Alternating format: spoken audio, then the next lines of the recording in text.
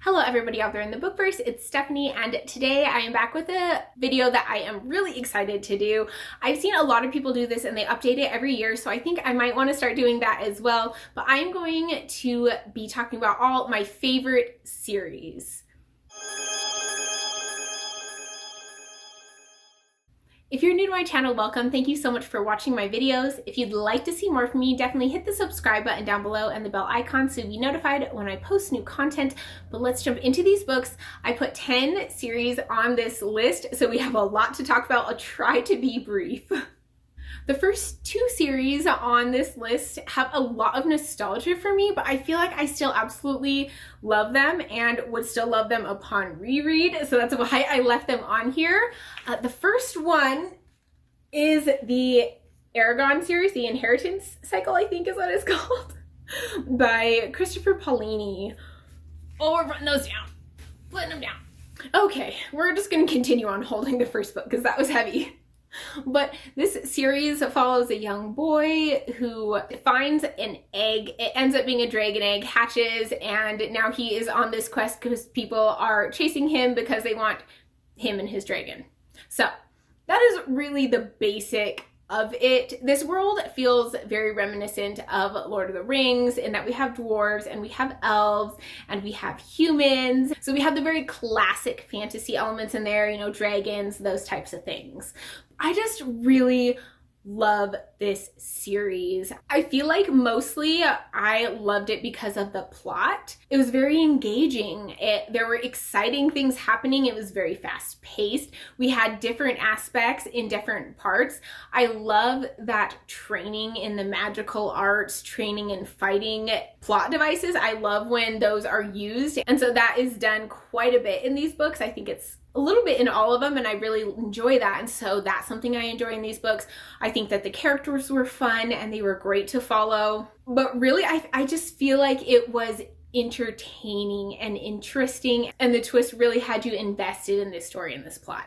I loved the world, I loved the characters. It was just really well done, really well written. And I think for an intro for, like, this is YA, I believe, to high fantasy worlds, this is great. It has so many classic elements to it. So I really do love this series. It's one of my favorites of all time. And I do want to do a reread because I feel like I can't articulate all my thoughts on it very well because I haven't read it in so long. And when I read it before, I had different tastes and I thought about books differently. So I'd really love to reread this series and see if it does hold up as one of my favorites.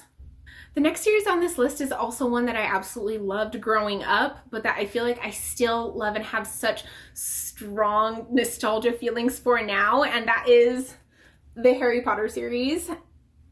Now, sorry, again, it's heavy.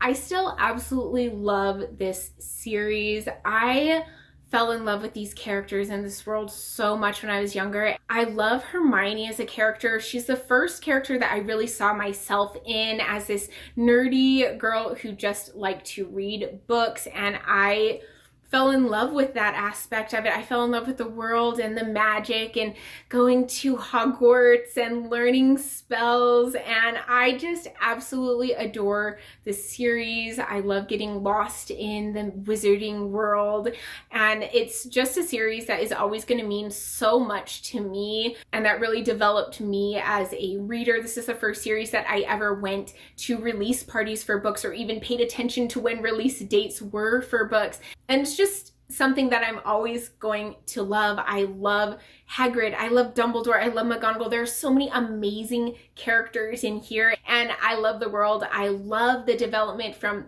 things that came in the first book that becomes huge major plot points in the last book, how everything is wrapped up together. I love how the book ends better than how the movies end, but it's fine. I just love this series. I love this world, and I will always be able to get lost in the wizarding world. And while we're talking about middle grades, we might as well add the Nevermoor series by Jessica Townsend. We have Nevermoor, Wondersmith, and Hollowpox, which just came out this year, and I love this series so much. This is one of the best middle grade series I have ever read. It is amazing. The magic system and the characters and just everything about these books is so well done. So the series follows Morgan Crow, and when it starts off, Morgan is a cursed child and is supposed to die, but she is whisked away by Jupiter North. She's taken to Nevermoor, and she has to compete in these trials to become a member of the Wondrous Society. It is so cute. This book is adorable. I absolutely love it. Morgan is an amazing main character. Her friends are cute. Like, they're troublemakers and sassy, and I love it. I absolutely love Jupiter. He is such an amazing father figure for her, and he loves her and just really wants her to be happy. And I love Nevermoor. The world is wacky and it's fun and so different, and I really adore this series so much. This is a great middle grade series. It also teaches great lessons about acceptance and not judging other people and just, being a good person in general. So I absolutely love the series. Highly recommend it. I feel like I talk about it all the time, so you guys are all like, yeah, we know you love that series. So I am obsessed. I would recommend this to anybody, even if you're not a huge middle grade fan. This series is so good. So kind of in the middle grade realm, but not exactly. We have the Lord of the Rings series with The Hobbit, and then I know that the Lord of the Rings is technically one book, but it comes with the Fellowship of the Ring, the Two Towers, and the Return of the King. So you could say it's not a series, but I'll throw in The Hobbit. So either way, this is a series no matter how you think about it. So I feel like I don't really need to talk about what these books are about because they are so classic, but this world is just phenomenal. I am blown away with how well Tolkien develops his fantasy world when it wasn't something that you had seen people do before. It's just beautiful.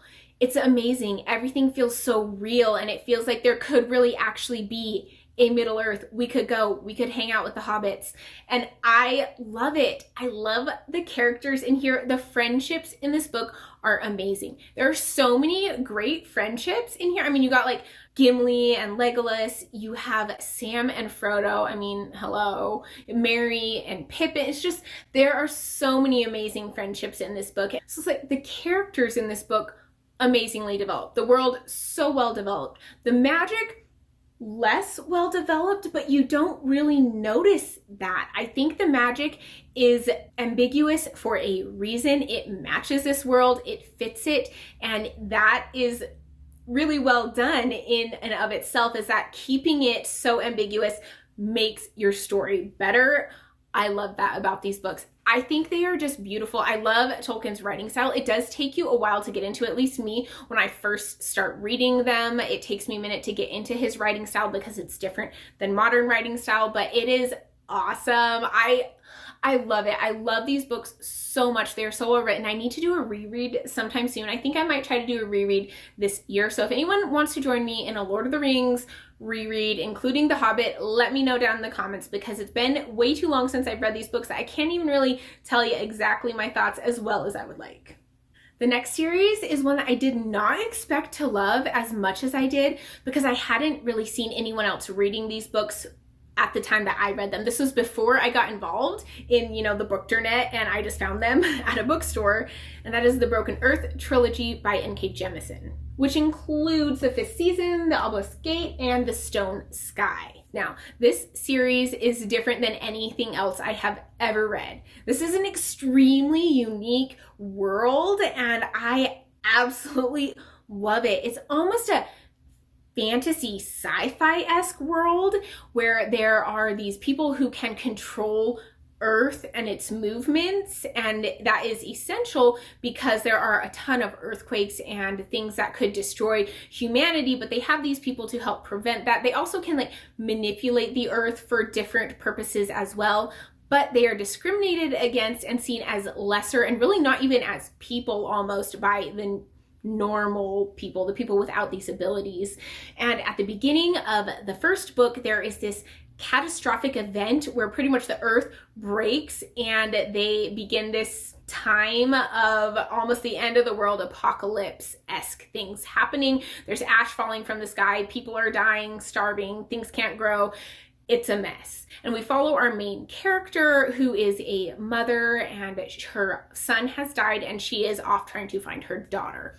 That's kind of where we start this whole story. We're also following other people from different times, different people who have these abilities, and I love it. I feel like I wasn't as invested in our main character, which is kind of sad for me. I liked the other two perspectives in this book better, but I still really loved it. I felt like it was extremely well developed, and you learned a lot about these people with these abilities and how it worked and the different powerful ones and how much more they could do with the extreme power that they had. So that was very interesting, but also the politics that surrounded it, how they were used and the abuse that they suffered. It was horrendous and so horrible.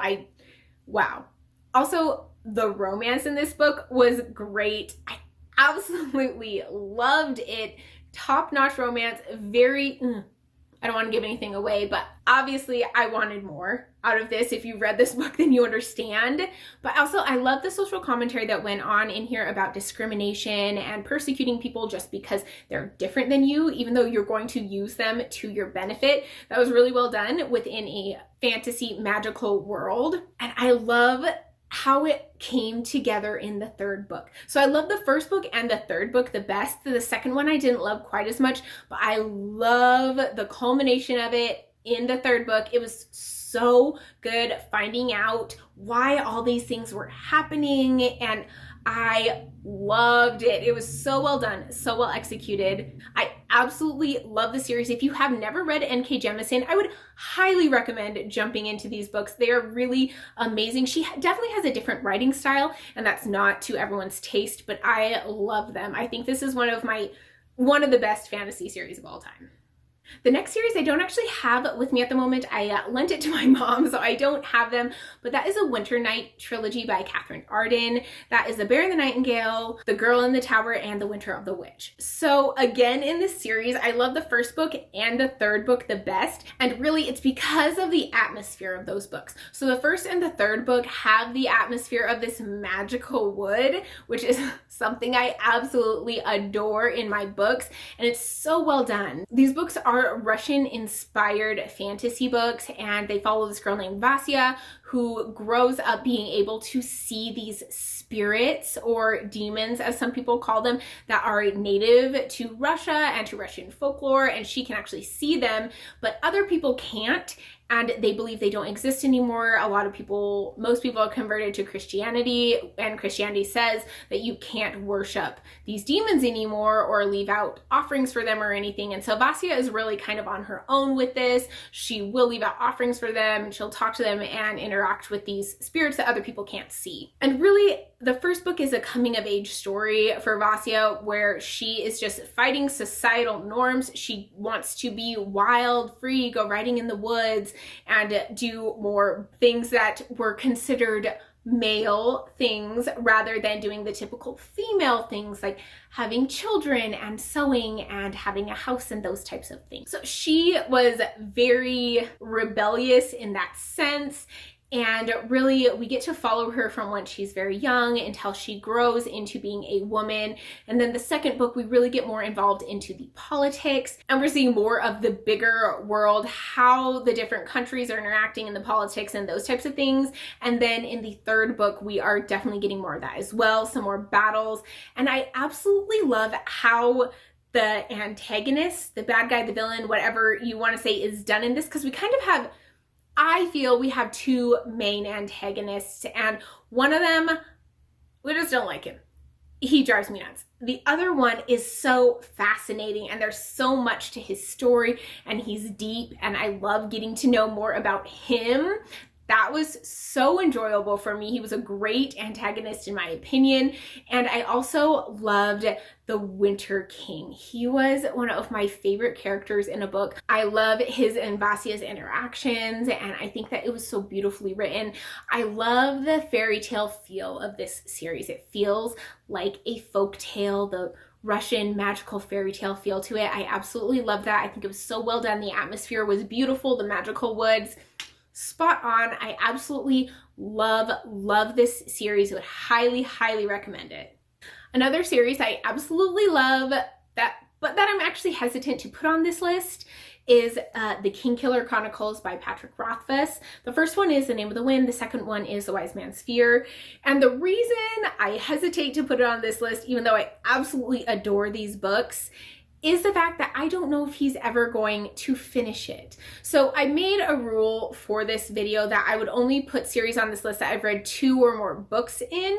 And so this one I've read 2, but I haven't completed it because it's not complete, and I don't know if Patrick Rothfuss is ever going to give us the 3rd book. I have very actually low expectations at this point that it's ever going to come out, but I absolutely love the first 2 books in this series. So this storyline follows Kvothe, who is a young man. This is also kind of a coming-of-age story where we follow him when he is young and his parents are killed, and then he grows up as this street orphan, and we follow him until he goes to this magical university where he starts to learn magic, and he decides he is going to go after the people who killed his parents. So that is really where the story takes off from, but I love the build up to it. I love learning more about Kvothe, watching him grow as a person, watching him literally grow up from this kid all the way to this extremely powerful magic user, which, granted, the story is being told by Kvothe when he is older, so it's kind of an unreliable narrator situation where he could be making himself sound better than he is, but I love it. I think it's fun. I love having these boss characters that are just super powerful and they're our main character. That's fun for me. I know some people don't like it when they are just like too powerful, but I'm on board with it. I like to win. So this is also a very beautifully written book. I love the aspect of the magical university that Kvothe is at. I love that in books. The learning situation, the becoming more powerful, more skilled so that you can accomplish your goals. That's something I really am into in books. And also, I honestly kind of like Kvothe as a character. I know a lot of people find him annoying, but he is very fascinating to me. I like to see his development and how he changes. I don't like the romance in this book. I think that is actually one of my least favorite things. I think it's very poorly done. I hate his main romantic interest, but overall, I really enjoy it. The world is very interesting. It's fascinating, and I just can't wait to learn more. I can't wait for this 3rd book to come out. It really has to. I mean, I need it. Like, it just needs to happen now. I think this first book came out 15 years ago. Okay, 13 years ago. This book came out in 2007. So I just need to know how this ends. I'm definitely going to have to do a reread of this series before I read the 3rd book because it's been way ridiculously long time since I've read it. But I absolutely love this series. I would really recommend it to people, but I might say hold off until at least there's a release date, like official hard release date for the 3rd book, just so you don't get really invested in this world like me and then have nowhere to go. So this is beautiful. It's beautifully written. The fantasy aspects in it, I think, are just amazing, and I absolutely love it. But I hesitate to recommend it because of the unfinished aspect of it. The next series I'm going to talk about is actually not fantasy, shockingly, but that is the Cemetery of Forgotten Books series. Now, I only have 3 of them. So I have The Shadow of the Wind, The Angel's Game, and The Labyrinth of the Spirits, but there's one other one, The Prisoner of Heaven, and that's also in this compilation series as well. So this series is more companion novels than traditional series of books, but I still would say you should read them in order because there are things from previous books that come into the later books in this series that you would be spoiled for. But the first book, The Shadow of the Wind, is set in Barcelona. It's in the 1850s, I believe, I think it's like in the 1830s or 40s, and it is just so beautifully written. The historical aspect of it sets up an amazing atmosphere, and I love Carlos Ruiz Zafón's writing style. This is translated from Spanish, but it is really, really well done. It's still gorgeous, and I absolutely love it. This follows a young boy whose father takes him to this Cemetery of Forgotten Books, and he gets to pick one out. And so he reads this book, falls in love with it, and wants to find more books by this author, but finds out that people are burning them and he can't find any other books by this author, and it turns into this thriller mystery, and I love it. I love this story so much. I'm so invested in it. It is beautiful, and it's gripping and intriguing, and I love the characters and how well they are developed. I love the twists. I love how the plot line comes together and everything just comes for this ultimate finale, and it's so good. I love how he does the plots. His storytelling is spot on. It's amazing, and he weaves these amazing stories that have a lot of interlinking parts that go together, and they just works so well the way that he does it. I love this book so much. I would highly recommend it, and I love the rest of the books in the series as well, but I think this one is definitely my favorite. The next two series on this list are both by Brandon Sanderson, which is not surprising because he's probably my favorite author of all time. The first one is going to be the Mistborn Trilogy with The Final Empire, The Hero of Ages, and The Well of Ascension. Ooh, I think I said those in the wrong order. I did. The Final Empire, The Well of Ascension, and The Hero of Ages. So the Mistborn Trilogy is an adult high fantasy series that is set in this world where essentially the bad guy won and is now the ruler. And there is this band of people who are going to pull off a heist and pretty much steal the kingdom is their ultimate goal. And we follow this main character named Vin, who is pulled into this group because it is discovered that she has these magical abilities that are going to be very beneficial to them. So the way the magic system in this world works is that if you ingest metals, you can burn them inside yourself and use that to perform certain things. Like you can push on metal or pull on metal, or you can affect emotions, or you can affect time. So they're very different depending on what metal you're able to burn. Some people can only do one, some can do all of them, and they are called Mistborns. So they are ultimately trying to overthrow this dictator who is practically at god status. And I love this series so much. The characters in it are really what gets me. I absolutely love all the characters. The development is so well done. Our main character, Vin, is really fun to follow. She is a strong female character, but she also has very realistic aspects to her. Like, she's scared. She grew up on the street, and she is such a great main character. I absolutely love her. And I really love a ton of our side characters as well. The band, the kind of group that's put together to pull off this overthrow of the government, is really entertaining. They have a ton of different characters in there, and I really love them so much. The character work in this book is amazing. The magic system is really well developed. I like the way that it is a hard magic system. It has rules. The world is so interesting, so fascinating, and the plot twists in this are amazing. Every book has like minor plot twists and then huge plot twists that get you so invested, so pulled in to this world, to this series. I couldn't put it down. I binged all three of them fairly quickly, and I absolutely love this series so much. And the final series on this list, which is probably my favorite series of all time, is the Stormlight Archive by Brandon Sanderson. And I don't have all of them. The first is The Way of Kings. I lent that out. Then we have Words of Radiance, Oathbringer, and Rhythm of War. Sorry. They're falling. So this is an epic high fantasy series that has so much involved in it that it's very hard to condense down to describe it. But really it starts out because these people called the Parshendi assassinated the king of the Alethi, and now they're at war to avenge him. And this war's been going on for a very long time. It's multi-perspective. We follow some really amazing characters, and the development of the characters in this book is so in depth. We get to know them really well. The first book, we really get an in-depth look at one of our characters, Kaladin, who used to be a warrior, then became a slave, and now runs bridges for this war out on the Shattered Plains where they're fighting the Parshendi. We also have other characters like the warlord Prince Dalinar, and then we have Shallan, who is a scholar. And I like the difference. I like getting different perspectives on this. And as we go, we get many more perspectives, and this world becomes huge. The world, the magic system, the politics, everything just gets out of control huge after a while.